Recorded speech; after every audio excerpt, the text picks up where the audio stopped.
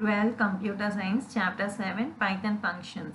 So இந்த லெசன்ல நம்ம பார்க்க போற அடுத்த டாபிக் இந்த வீடியோல 7.7 the written statement.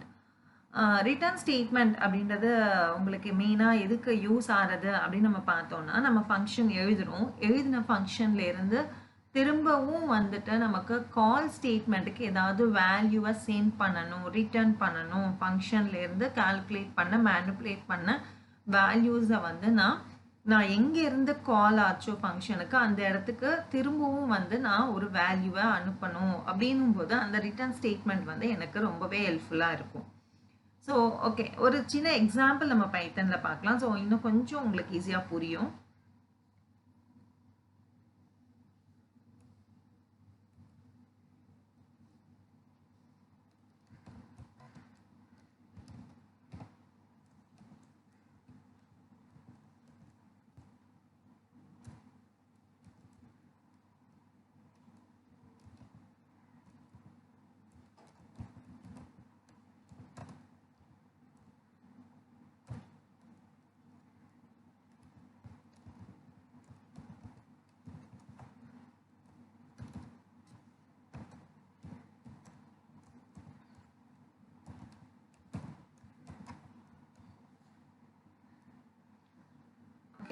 இப்போ பாருங்க, நம்ம ஒரு ஃபங்க்ஷன் ஒன்று டிஃபைன் பண்ணியிருக்கோம் ரெண்டு ஸ்டேட்மெண்ட்டோட.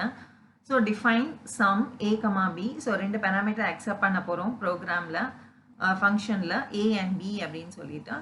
ஸோ இந்த ஏ அண்ட் பியை வந்து ஃபங்க்ஷனில் ஆட் பண்ணி சியில் ஸ்டோர் பண்ணுறோம் அண்ட் ஆடட் வேல்யூவை வந்து ரிட்டர்ன் பண்ணுறோம் மெயின் ப்ரோக்ராமுக்கு.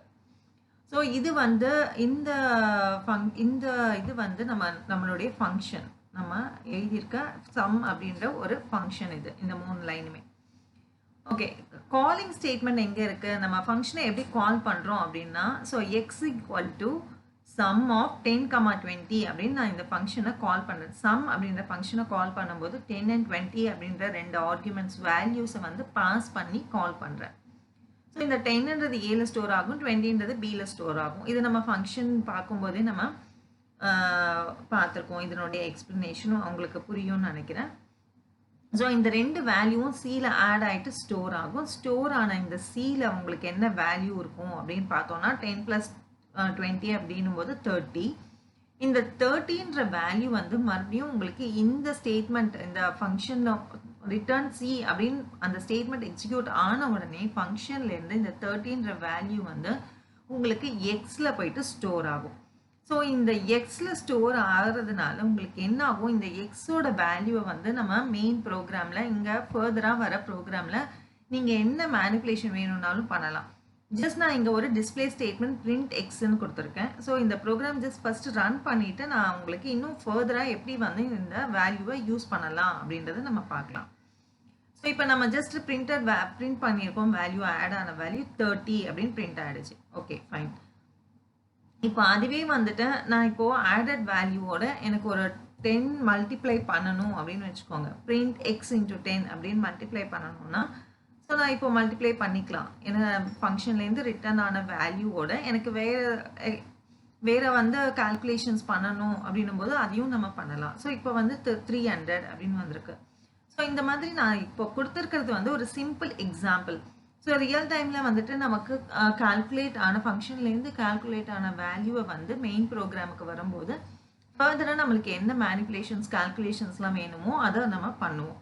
ஸோ அதுக்காக தான் இந்த ரிட்டர்ன் ஸ்டேட்மெண்ட் அப்படின்றது தேவைப்படுது.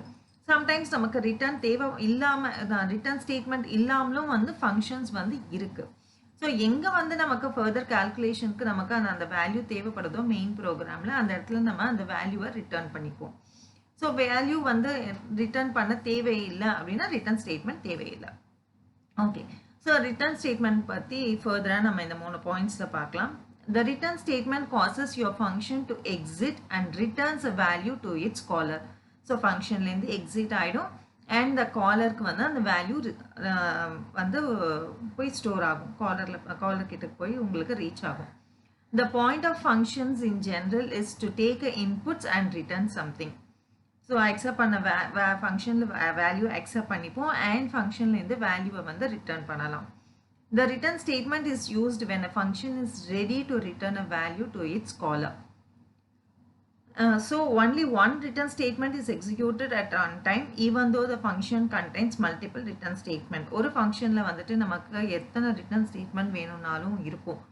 பட் ஏதாவது ஒரு ஸ்டேஜ்ல ஒரு ரிட்டர்ன் ஸ்டேட்மெண்ட் மட்டும்தான் உங்களுக்கு ஒர்க் ஆகும். சே ஃபார் எக்ஸாம்பிள் இந்த ப்ரோக்ராமையே கொஞ்சம் மாடிஃபை பண்ணி பார்க்கலாம்.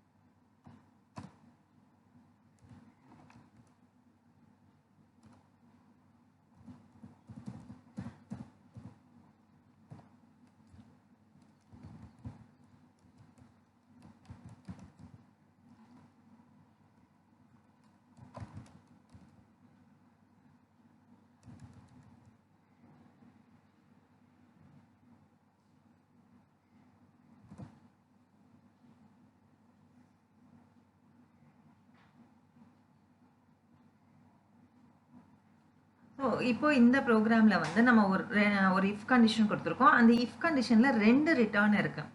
ஸோ எனக்கு கால்குலேட்டட் வேல்யூ வந்து 50யை விட லெஸ்ஸரா இருந்தா கால்குலேட்டட் வேல்யூ ரிட்டர்ன் பண்ணணும், சியை ரிட்டர்ன் பண்ணணும். இல்லை எல்ஸ் பார்ட்ல வந்து இது இந்த கண்டிஷன் சி லெஸ்ஸர் தென் 50ன்றது ஃபால்ஸா இருக்கும்போது ரிட்டர்ன் 10 ஆகும். ஸோ இதுதான் என்னுடைய ப்ரோக்ராம். ஸோ இதில் நம்ம 2 ரிட்டர்ன் ஸ்டேட்மெண்ட் யூஸ் பண்ணுறோம். ஏதாவது ஒரு ரிட்டர்ன் ஸ்டேட்மெண்ட் தான் நமக்கு எக்ஸிக்யூட் ஆகும்.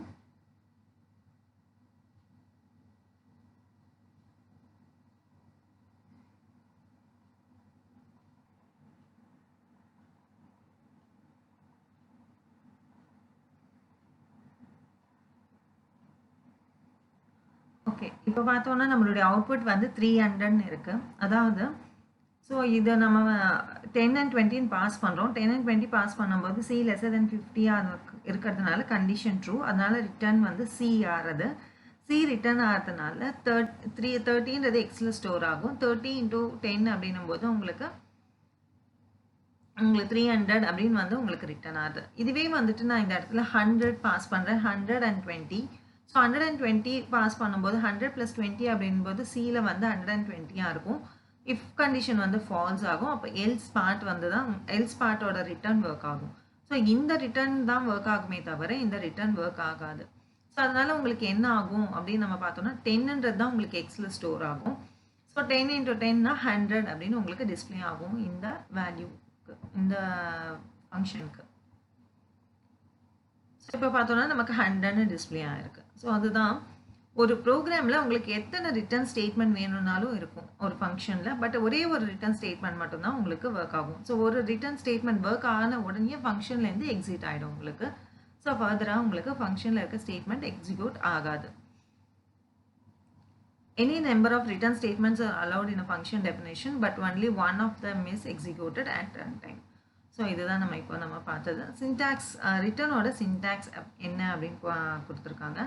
ஸோ ரிட்டர்ன் கொடுத்துட்டு உங்களுக்கு என்ன எக்ஸ்பிரஷன் லிஸ்ட்டோ அந்த எக்ஸ்பிரஷன் லிஸ்ட்டை வந்து டிஸ்பிளே பண்ணால் போதும்.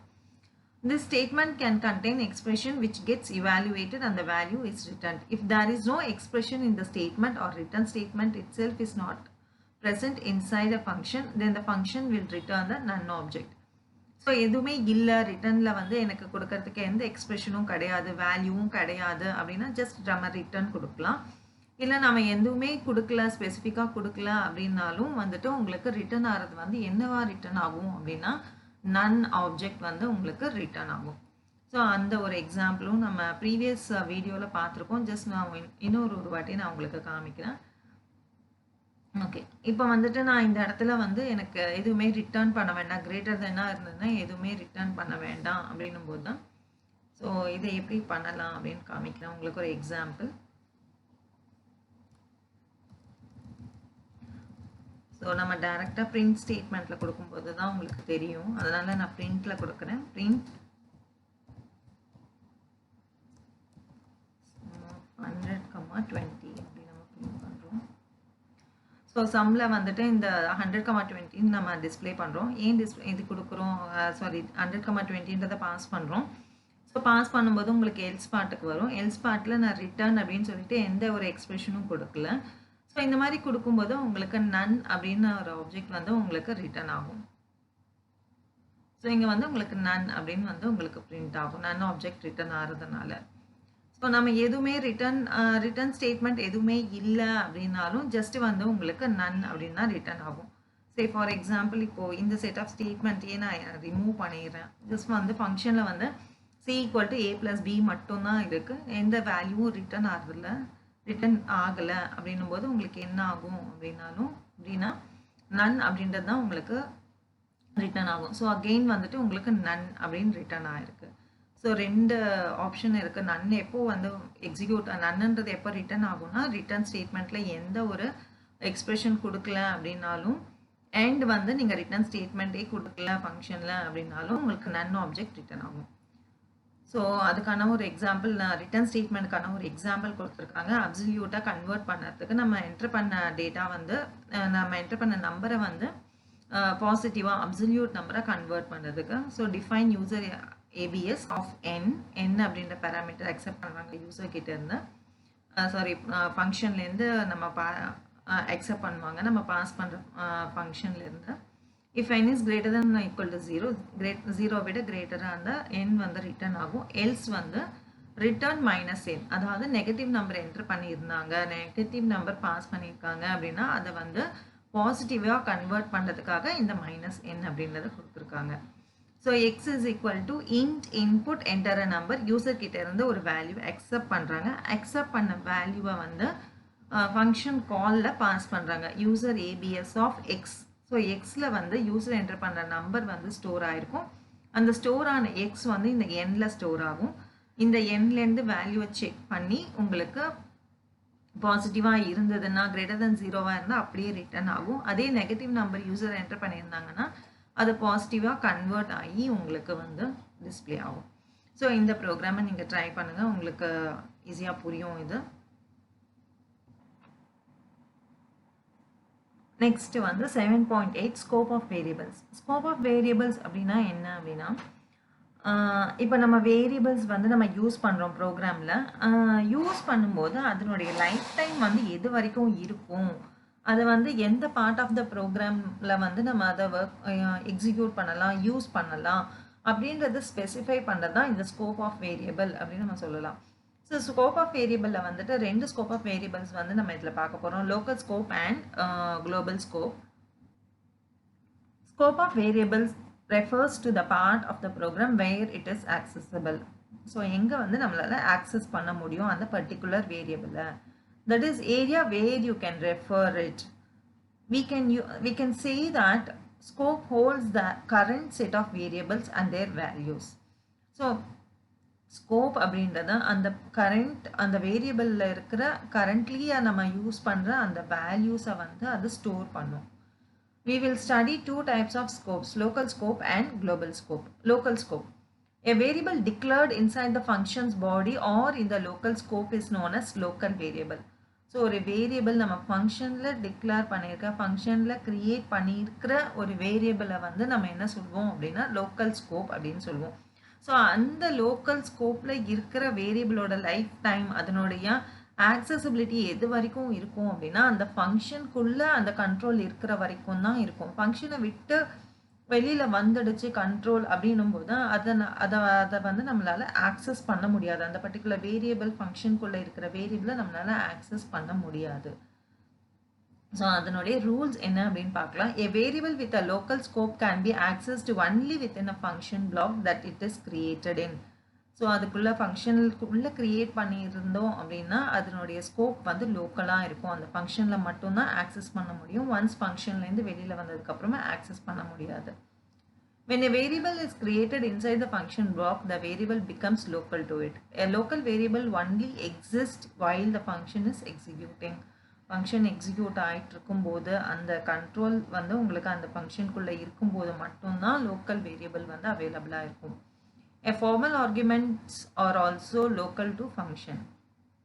ஃபார்மல் ஆர்குமெண்ட்டுமே நம்மளுடைய ஃபங்க்ஷனுக்கு லோக்கலாக தான் இருக்கும், அது வந்து நம்மளால் வெளியில் வந்து எக்ஸிக்யூட் பண்ண முடியாது. ஸோ நம்ம இப்போ ஜஸ்ட் பார்த்த அதே ஃபங்க்ஷனையே நம்ம எடுத்துக்கலாம். இப்போ இதில் பார்த்தோம் அப்படின்னா இந்த ஸ்டேட்மெண்ட் இந்த டெஃபினேஷன் சம்ல இருந்து இந்த ரிட்டர்ன் வரைக்கும் நமக்கு என்ன அப்படின்னு பார்த்தோம்னா அது ஒரு ஃபங்க்ஷன், அது ஒரு பிளாக் ஆஃப் ஸ்டேட்மெண்ட்ஸ் ஒரு பிளாக்ல இருக்கும் அது.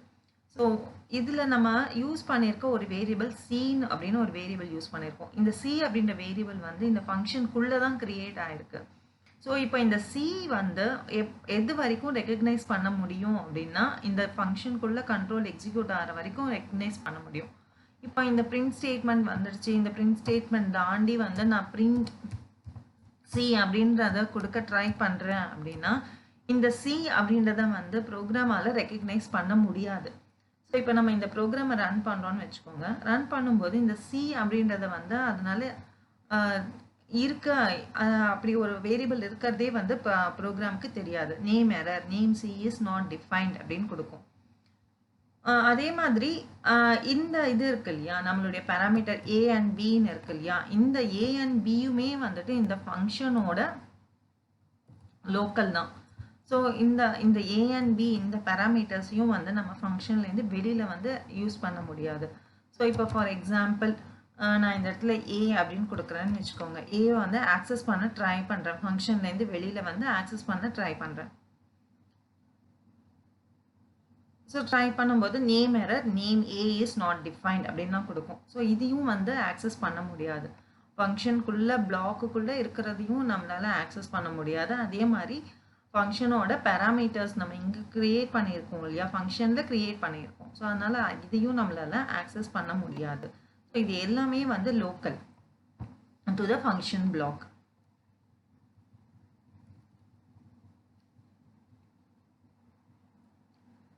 ஸோ அதுக்கான ஒரு எக்ஸாம்பிள் தான் இங்கே கொடுத்துருக்காங்க. ஜஸ்ட் இதையும் ட்ரை பண்ணுங்கள். டிஃபைன் லோக்கல் அப்படின்னு ஒரு ஃபங்க்ஷன் க்ரியேட் பண்ணியிருக்காங்க. அந்த ஃபங்க்ஷனில் y = 0ன்னு ஒரு லோக்கல் ஸ்கோப் இருக்கிற ஒரு வேரியபிள் இது. பிரிண்ட் y அப்படின்னா இதுக்குள்ளே நம்ம ஃபங்க்ஷனுக்குள்ளே நம்ம பிரிண்ட் பண்ணும்போது பிரிண்ட் ஆகும். அதே வந்து நம்ம ஃபங்க்ஷன்லேருந்து வெளியில் பிரிண்ட் பண்ண ட்ரை பண்ணால் அது பிரிண்ட் ஆகாது. ஸோ அதுதான் வந்து இந்த எக்ஸாம்பிள். இங்கே லோக்கல்னு கால் பண்ணும்போது y = லோக்கல்னு இருக்குது. பட் வந்து நம்ம இந்த ஃபங்க்ஷன்லேருந்து வெளியில் வந்து பிரிண்ட் y அப்படின்னு நம்ம கொடுக்குறோம். பிரிண்ட் yன்னு கொடுக்கும்போது அது ரெக்கக்னைஸ் பண்ணாது, நேம் எரர் தான் கொடுக்கும். அடுத்தது வந்து குளோபல் ஸ்கோப். குளோபல் ஸ்கோப்பில் வந்து நம்ம வேரியபிளை டிக்ளேர் பண்ணும்போது த்ரூ அவுட் த ப்ரோக்ராம் வந்து அதை ரெக்கக்னைஸ் பண்ணும். ஃபங்க்ஷன் பிளாக்ல இருந்தாலும் சரி, ஃபங்க்ஷன் பிளாக்லேருந்து வெளியில் வந்தாலும் வந்து உங்களுக்கு ரெக்கக்னைஸ் பண்ணும். A variable with a global scope can be used anywhere in the program. It can be created by defining a variable outside the scope of any function block. So function block விட்டு வெளியில நம்ம create பண்ற எந்த ஒரு வேரியபிளையுமே வந்துட்டு globally throughout the program நம்மளால execute பண்ண முடியும். The basic rule for global keyword in the Python are when we define a variable outside the function, it's global by default.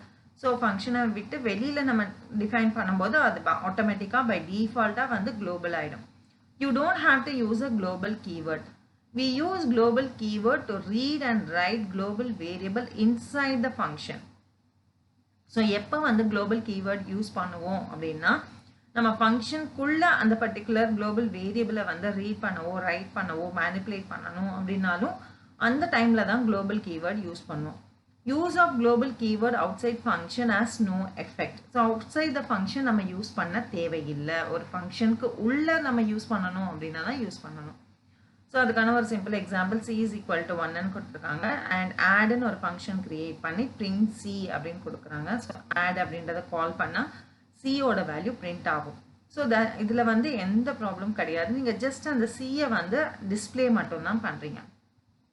But அதுவே வந்து நான் இந்த வேரியபிளை வந்து நான் கால்குலேட் வேற ஒரு பர்பஸ் லைக் இன்க்ரிமெண்ட் பண்ணணும், டிக்ரிமெண்ட் பண்ணணும், மேனிப்புலேட் பண்ணணும் அந்த வேல்யூவை அப்படின்னா அப்போ வந்து நான் குளோபல் அப்படின்றத வந்து கீவேர்டை வந்து யூஸ் பண்ணணும். ஸோ அது எப்படி பண்ணுறதுன்றதை பார்க்கலாம்.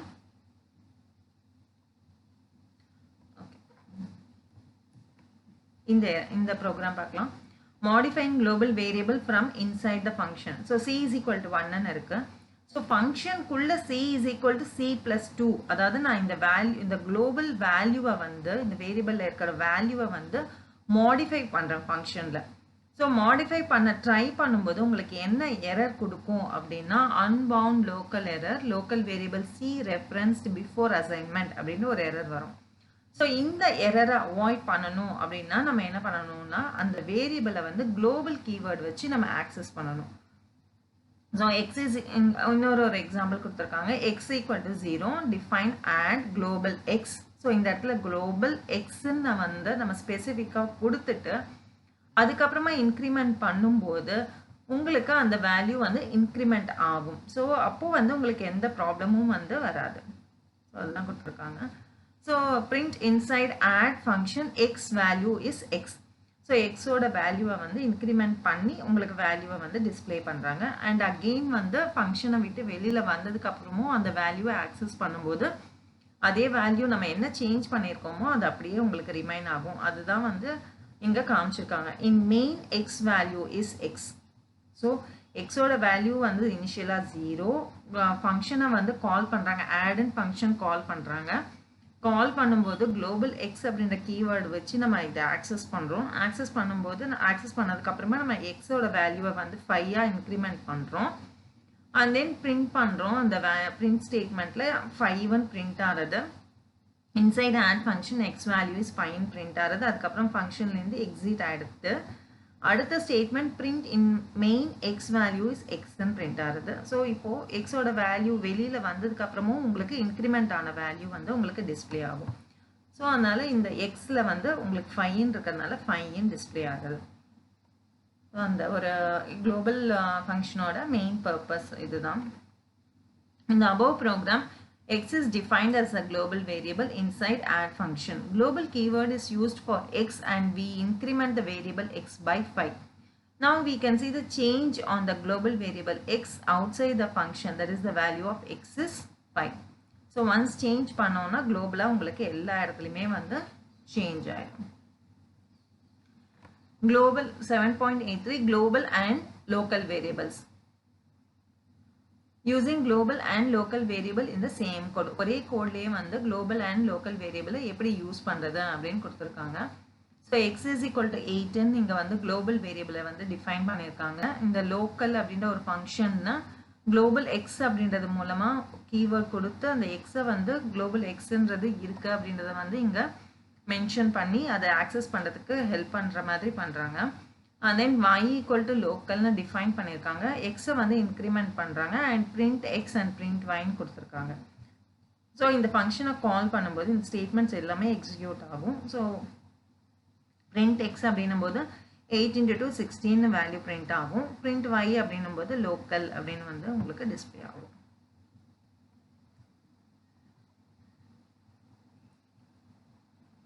இதுவே வந்துட்டு குளோபல் வேரியபிள் அண்ட் லோக்கல் வேரியபிளுக்கும் வந்துட்டு ஒரே நேம் இருக்கும்போது அப்போ உங்களுக்கு என்ன ஆகும் அப்படின்றது அதுக்கான ஒரு எக்ஸாம்பிளும் இங்கே கொடுத்துருக்காங்க. இப்போ குளோபலில் வந்து எக்ஸ்ன்னு ஒரு எக்ஸில் வந்து 5ன்னு ஒரு வேல்யூ இருக்குது.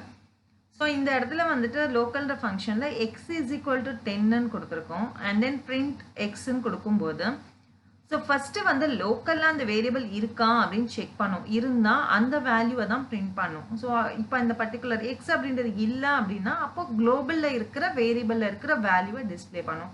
சின்ஸ் இந்த லோக்கலில் எக்ஸ்ன்ற வேல்யூ இருக்கிறதுனால எக்ஸ் ஈக்குவல் டு 10ன்னா எக்ஸ் ஈக்குவல் டு 10ன்னு டிஸ்பிளே ஆகும். ஸோ ஒன்ஸ் ஃபங்க்ஷனை விட்டு வெளியில் வந்ததுக்கப்புறமா நான் எக்ஸோட வேல்யூவை பிரிண்ட் பண்ண ட்ரை பண்ணும்போது அப்போ குளோபலில் இருக்கிற அந்த வேரியபிளோட வேல்யூவை தான் வந்து உங்களுக்கு டிஸ்பிளே பண்ணும்.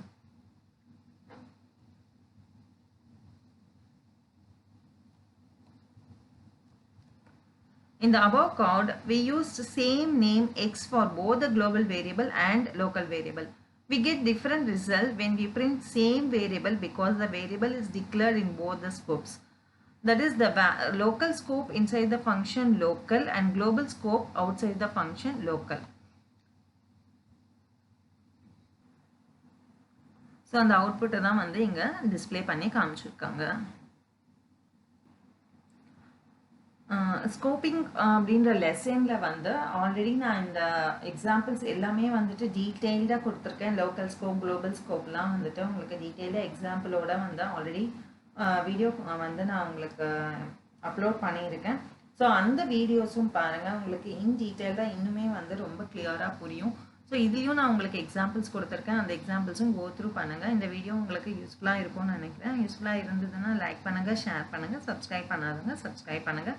உங்களுக்கு இதில் ஏதாவது டவுட்ஸ் இருந்ததுன்னா கமெண்ட்ஸில் கொடுங்க. கமெண்ட்டில் நான் உங்களுக்கு டவுட்ஸை வந்து கிளாரிஃபை பண்ணுறேன். தேங்க்யூ.